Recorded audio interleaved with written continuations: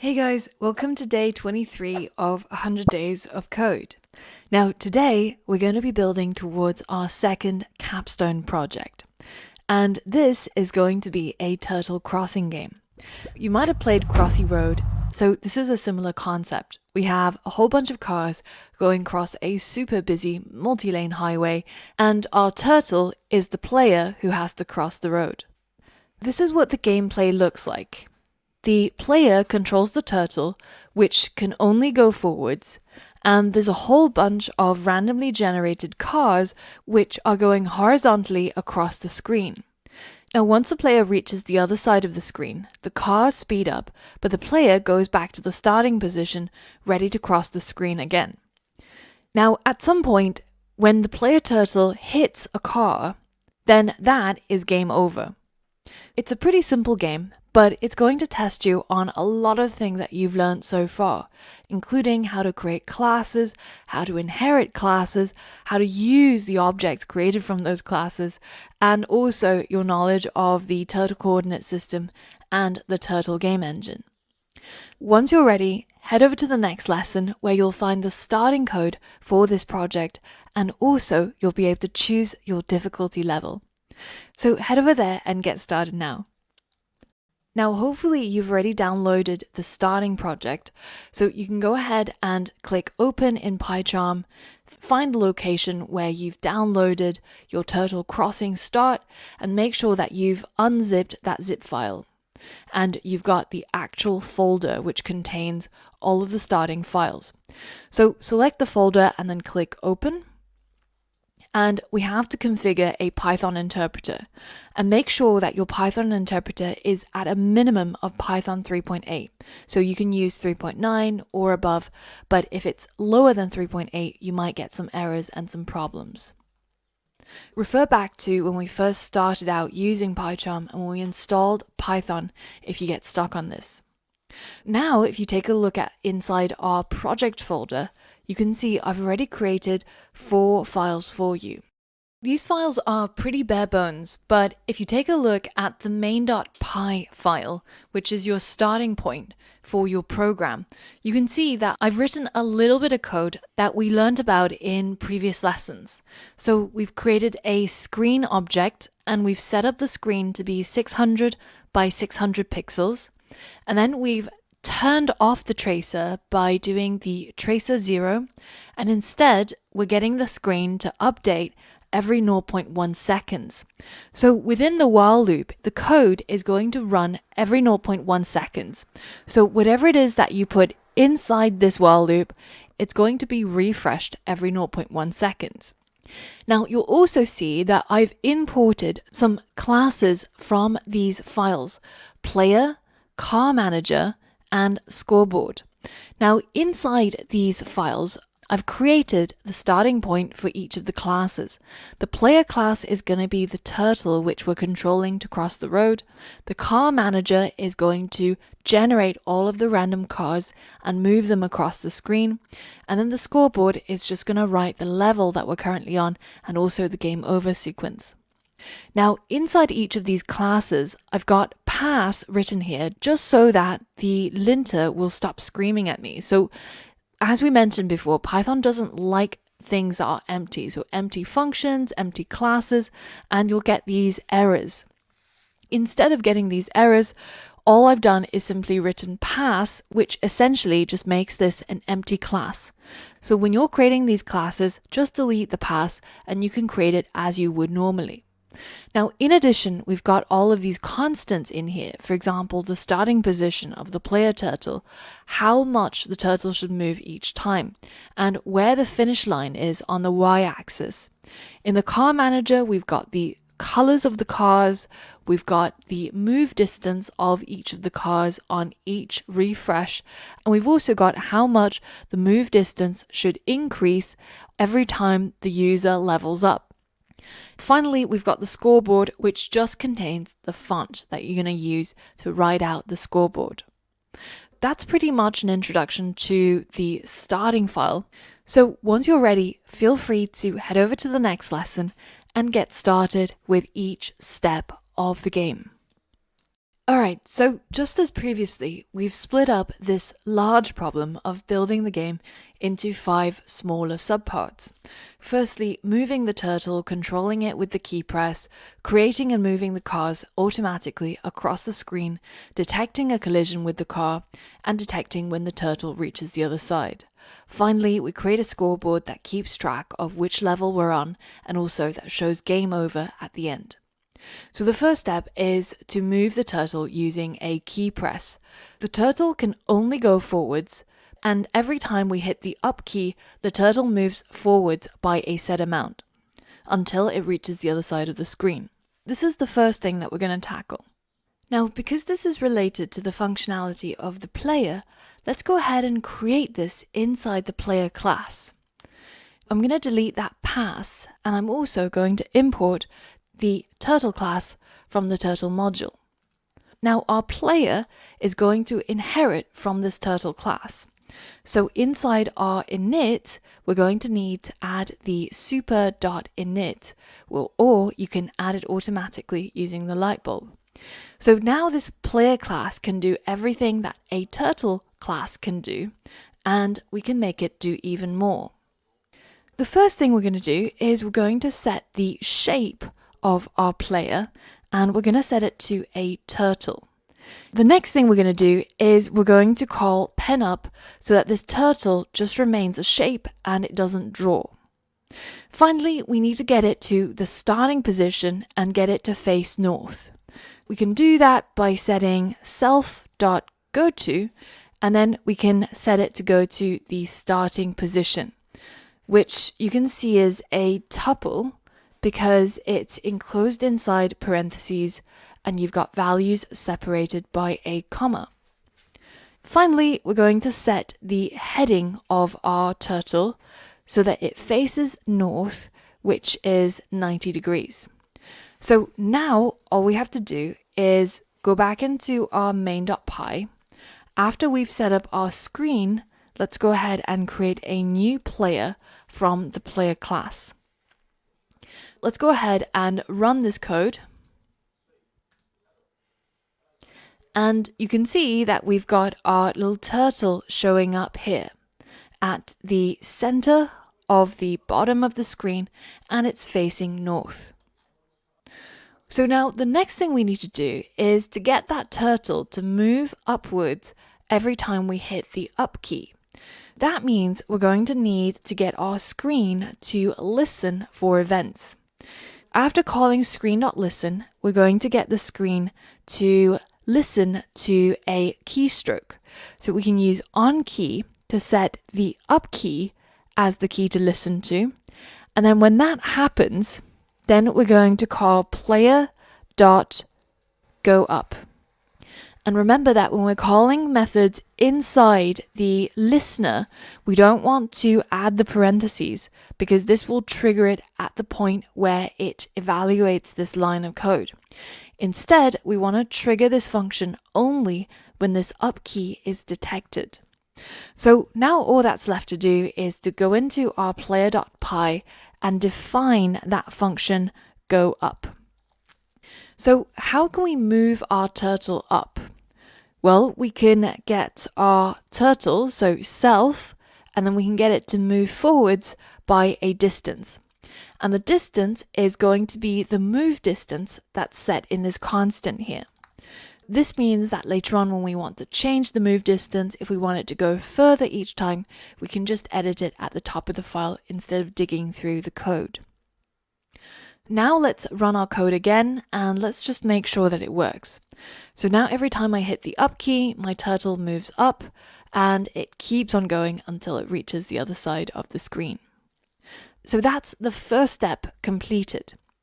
Now, if you think you can complete the next step by yourself, then head back to that list of problems broken down and see if you can tackle the next one by yourself. If you can't, or if you need some extra help, then you can always come back to the videos and I'll walk you through the steps one by one. In the last lesson, we managed to figure out how to get the turtle to move with a key press. And that's with every press of the up key, the turtle moves further towards north. Now, the next task is to create and move the cars. The cars need to move from right to left, and they need to be randomly generated along the y-axis here. So they need to be generated right to the right edge of the screen, and they can appear anywhere along this line, and then they're going to move automatically towards the left at a fixed pace.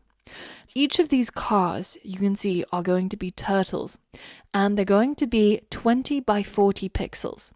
So we mentioned that by default, every turtle that we create is 20 by 20 pixels.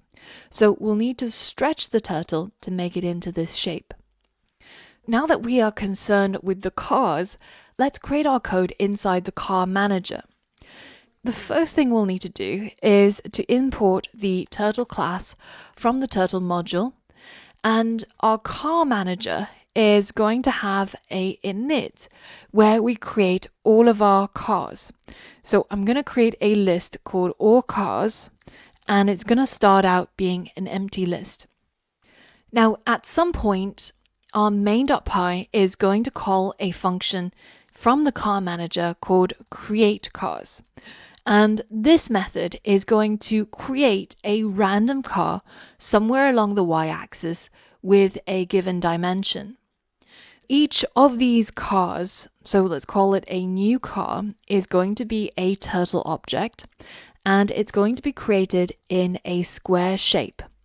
Now, in addition, we're going to have to change the dimensions of this turtle, and we're going to use that method that we used before, which is this one, shape size. Now, what shape size allows us to do, if you remember, is it allows us to stretch our turtle along the width and along the length. So we want the width to be double the original size, so 2 times 20 pixels is 40 pixels. And the length, we don't want to be stretched at all. So we're going to say it's 1 times the original length. In addition, our new car is not going to draw, so we're going to get it to pen up. And also, our new car is going to have a random color. So we can set the color, and then we can import the random module so that we can use one of these colors in this list. And we can say random.choice and then pass in our list of colors from this colors constant. Finally, we're going to define where it's going to go on the screen. To do that, we need to define a random Y position. So this again is going to be created from the random module, and we're going to use the randint. And then we're going to define somewhere along this y-axis, which is the vertical, somewhere for this car to be generated at. So we know that our screen is 600 by 600. So that means the y-axis goes from positive 300 to negative 300. But we don't want the car to be generated all the way to the edge, because remember, the turtle needs a bit of starting space and also a bit of ending space. So you can play around with this number, but I've ended up going with minus 250 to positive 250. This means that we get a good range in the middle of the screen, and that the turtle has a bit of empty space at the beginning and also at the end when it needs to move across. So now that we've defined our random Y, we can tell our new car to go to the X position, which is going to be the very edge of the right screen. So that's going to be positive 300 right to the edge. And then the Y position is going to be the random Y that we just created. And finally, once we've created our new car, we're going to append it to our list of all cars, which of course, because it's defined in a class, it has to have the self in front of it. So self.allcars.append, and then we're going to append this new car that we've just created. Now, coming back to our main.py, let's create our car manager from the car manager class, and then we're going to use it inside our game loop here, so that on every refresh of the screen, every 0.1 seconds, we're going to get the car manager to create a new car. And strictly, this probably shouldn't be plural, because each time we call this method, it only creates one new car. So let's change that method so that it only creates one car, but it creates one car every 0.1 seconds.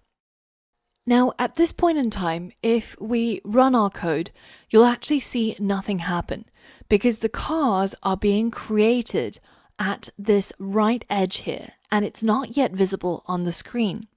To make it visible, we have to move our cars across the screen. Let's create another method which we'll call move cars, because this method is going to go through our list of cars. So for car in self.allCars, and for each of those cars, it's going to move it towards the left by the move distance that we've defined up here. So to do that, all we need is to get the car to move backwards by the starting move distance. Now it's going to loop through our list of all cars that were created, and then for each of the cars, it's going to move it backwards by 5 paces.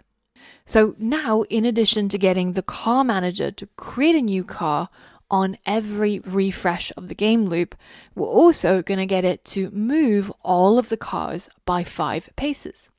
Let's hit run now, and you should see that we've got our cars being generated.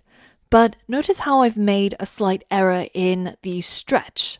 Instead of stretching it along the length, I've stretched it along the width. And this is why we've got this random array of shapes moving. So let's go back to our car manager and change the width to stretch by 1 and stretch the length by 2. So now if we rerun our code, you can see the cars are now the right shape, a rectangle that looks like it's moving to the left. Now, notice how in my case, the cars are being generated far too frequently. We've got way too many cars, and it's impossible for our turtle to cross the road. So we need to figure out a way of how we can reduce the number of cars that are being made. Instead of creating a car every 0.1 seconds at every refresh of the game, we need to slow this down a little bit. And one way we can do this is by using a random number. So let's say that we create a random chance, which is going to be a 1 in 6 chance. So it's almost like throwing a dice. If you get a 1 on the dice, then we create a card. We can do this by getting hold of our random module, creating a random int between 1 and 6. And then we can say that if the random chance is equal to 1, then and only then do we actually create a new car. So this basically ensures that every 6 times the while loop runs, a new car will be generated. Now, it's not going to be precisely every 6 times because there's some degree of chance involved. But notice when we run our program now, see how the cars are now being created much less frequently. And we've actually got some space for our turtle to cross.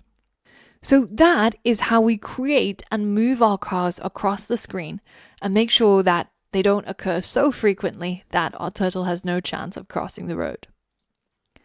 I hope this walkthrough was helpful. Don't worry if your code doesn't look the same as mine. It doesn't have to. What matters is if you're able to achieve the desired functionality of the game. There are a million different ways that you can solve this problem, and as long as it works, whatever way you choose will be the best way.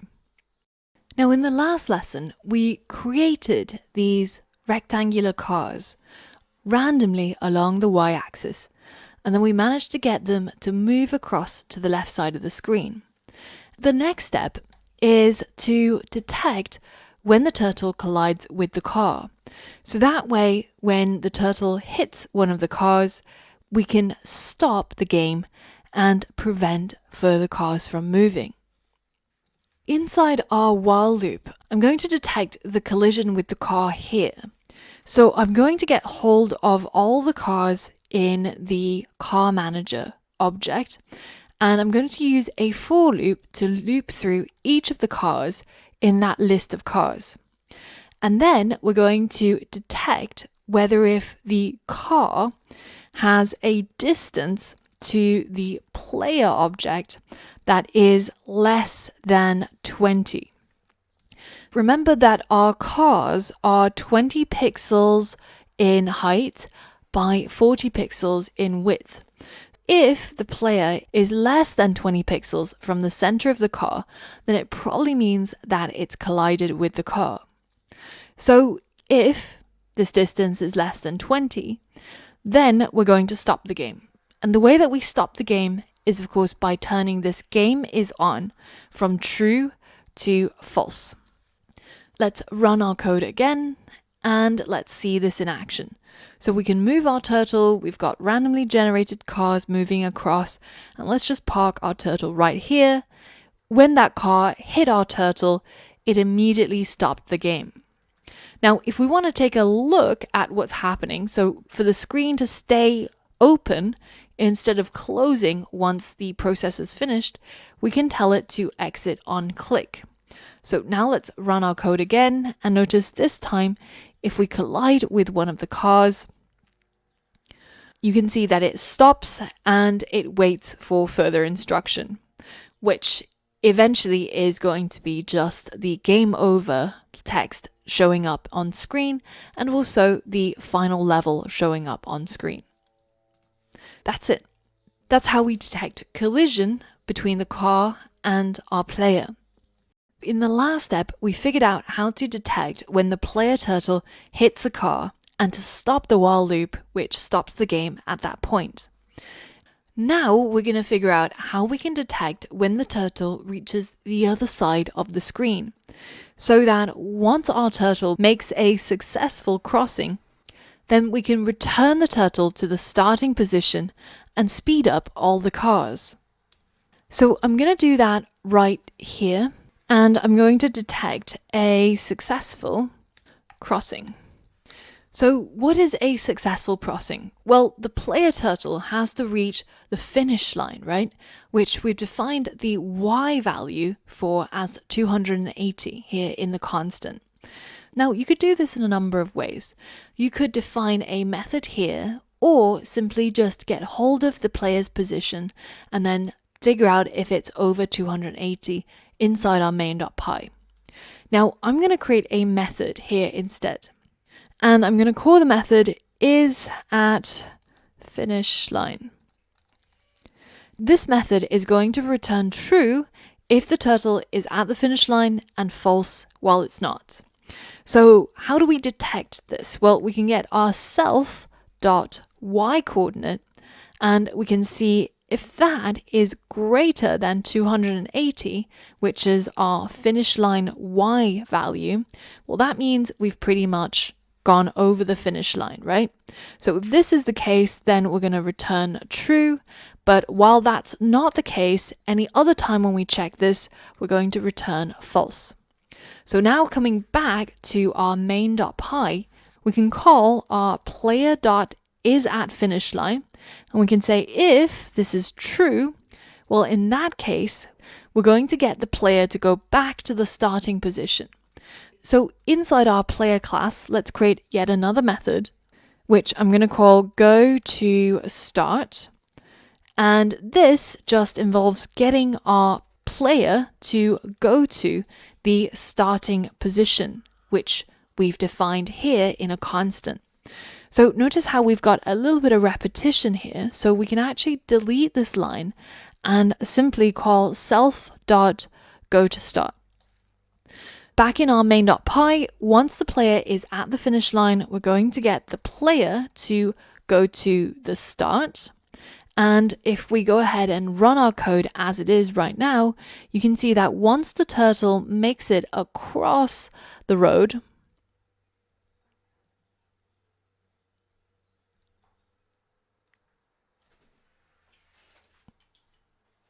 it goes back to the starting position. Now, the very last thing we need to do is to increase the speed of the cars when the player reaches the other side, because effectively they've just gone to the next level. What we can do is when the player reaches the finish line, we can get the car manager to increase the speed of the cars. Let's create a method inside our car manager class, which we'll call level up. And in this method, we're going to get the car's speed to increase by 10 every time. So if we have a attribute called car speed, and we initially set it as the starting move distance, and then we use this car speed to determine how far it should move backwards each time. Well, then when we level up, we can say self.carSpeed now increases by the increment that we've defined here, which is the move increment. So now when our player reaches the other side at the finish line, then in addition to getting the player to go to the start, we're going to get the car manager to level up our cars as well. So now when my turtle reaches the other side of the screen, not only does the turtle go back to the original position, but the cars also increase in speed. In the last lesson, we figured out how to detect when our turtle reaches the other side of the screen. And when this happens, we return the turtle player to its original position, and we also increase the speed of the cars by the move increment that we defined as a constant. So in this lesson, what we're going to do is the final step, which is to create a scoreboard that keeps track of which level the turtle player is on, and also when the turtle hits one of the cars, to display the words game over in the center of the screen. To do that, we're of course going to go inside our scoreboard class, and again we're going to need the help of the turtle class. So let's import that from the turtle module, and I'm going to make my scoreboard a subclass of the turtle class. So it's now inheriting from the turtle class. And once we've defined our init and managed to get it to inherit everything from the superclass, then our scoreboard is now able to do everything a turtle class can do. What do we want it to do? Well, we have to initialize it with a couple of things first. For example, we probably want to start out by hiding the turtle. We just want to use it as a pen to draw. And in addition, we don't want it to move and draw, so we're going to pull the pen up.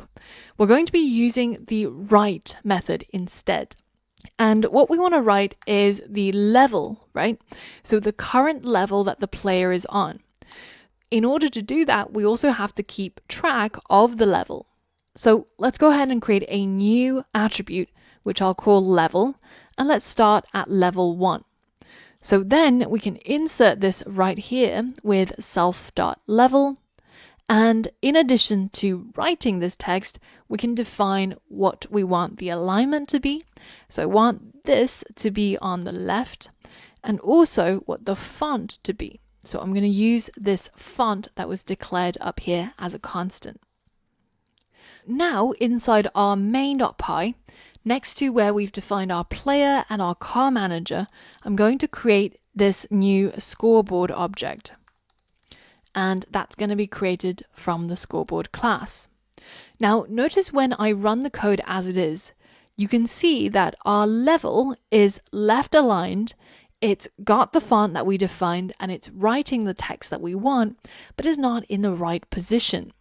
To define the position, we have to do that right before we tell the scoreboard to write. So right here, but after where we've got our pen up. So this way we don't draw a path to where we're going to. So now we're going to define self.goTo, and I'm just going to get it to go to probably the top left corner. So that's going to be probably minus 280, and then it's going to be positive 280 on the Y. Now if we just check the positioning, you can see that it's a little bit too far up on the Y-axis. So let's move it down a little bit, and you can tweak these things until you get to the point where you're happy with its positioning. So I think this looks pretty good. Now, in addition to writing the level, we actually have to update it every time the player levels up, right? And they do that when there's a successful crossing. So at some point here, we should be able to call scoreboard, and we should be able to get the scoreboard to increase the level. So let's go into scoreboard and let's define that function, increase level. And the first thing to do when we're increasing the level is, of course, getting hold of this self.level and then adding 1 to it each time. In addition, we're going to need the level to be rewritten again. So let's cut this out of the init and let's instead define a custom method, which we'll call update scoreboard. Inside this update scoreboard, we can write the current level. So now inside the init, we can call self.update scoreboard. And also when we increase the level, we can call self.update scoreboard. Now at the moment, as it is, it's going to overwrite what used to be on the scoreboard. So at the moment, it's on level 1. But once I make a successful crossing, you can see that level 2 is going to be overwritten over level 1. To prevent that, when we update the scoreboard, we have to get the scoreboard to clear itself so that it deletes all the previous stuff that it wrote. This way, when we actually run our code, you can see that our scoreboard will refresh and clear the previous text and write the new text each time. So now the final thing to do is to write the words game over in the middle of the screen when the game ends. To do that, I'm going to create another method here, which I'll call game over. And inside this method, we're going to get our turtle to go to the center. So we're going to say self.goto, and the center is of course at 0, 0. And then we're going to get it to write. But this time, we're not going to write the level anymore. Instead, we're going to just write the words game over in all caps. And I want the alignment to be centered, and I want the font to be the default font. Now, when we actually detect a collision, not only is game on going to be false, but also we're going to get the scoreboard to show the game over sequence. So now we can run our code, and you can see that when my turtle collides with a car, then it says game over in the center. And because when we wrote game over, we didn't clear any of the previous text, the user can see the highest level that they managed to reach. That's it. That's the entire game. Hopefully you've managed to build this entire game by yourself and you're just here to check a few niggling issues. But if you struggled with this code, then I really recommend to review the previous lessons where we created the snake game or when we created this turtle crossing game, and try to see if you can create these two games from scratch by yourself by looking at how the game works. Because if you continue forwards, things are only going to get more complex, and I'm assuming that you're going to take the time to review and revise before you continue. So have fun playing with the turtle crossing game, and be sure to let me know in the Q&A what your highest level is that you managed to reach. And also remember to attach a picture or it didn't happen. And this is a great project for you to customize. So think about what you might want to change, like the colors or the shapes, and make the game really your own. And then take a screenshot of it and share it with us in the Q&A so that we can all appreciate and congratulate you on your work. Hey, well done on completing day 23. Now, today I want to talk to you a little bit about the course. Because when I designed this course, when I thought about what was going to be in it, how I would record it, how I would structure the curriculum, one thing that I was really clear on is this shouldn't be a programming course. It shouldn't teach you just syntax or, something that you can read in a book. I wanted this to be a course on thinking. And that's why throughout the course, there are so many places where I ask you to pause the video to complete the challenge, or complete the coding exercises, or to build the projects. It's because the hard part of programming is not writing out the code. Very often, you're just typing out 10 lines of code, right? And once you see the solution, anybody can write it out. The hard part is the thinking. It's the breaking down the problem to smaller pieces that you can tackle one by one. It's coming up with the flow chart of the program, how it's going to work, how the logic is going to be. And doing that and getting repetition in doing that is really how you're going to succeed as a programmer. So I want you to make sure that every opportunity that comes up for practice, you take it. And you take that opportunity to think through the problem, break it down, understand it, and write your own code. Keep in mind that the coding part, the writing part is not important. The important part is the thinking, and you will be miles ahead of everybody else.